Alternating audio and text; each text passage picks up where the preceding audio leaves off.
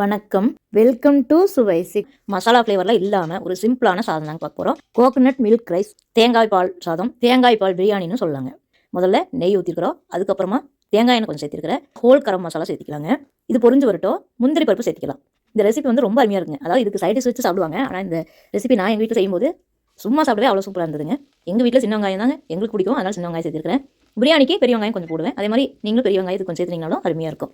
இப்போ பச்சை மிளகா சேர்த்துக்கிறோம். பச்சை மிளகா மட்டும்தான் இந்த ரைஸுக்கு காரமே, அதனால கொஞ்சம் நிறையவே சேர்த்துருக்கேன். கேரட் அதிகமாகவும் பீன்ஸ் கம்மியாகவும் சேர்த்துக்கிறேன், ஈக்குவலாகவும் சேர்த்துறாங்க. தக்காளி ஒன்று சேர்த்துக்கிறேன்.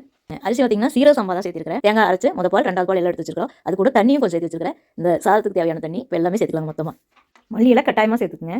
இப்போ வந்து புதினா இலை போட்டுக்கலாம். இப்போ பார்த்தீங்கன்னா இந்த சாதத்துக்கு தேவையான உப்பு சேர்த்துக்கலாம். இப்போ பார்த்தீங்கன்னா மூடி வச்சிட்டோம்.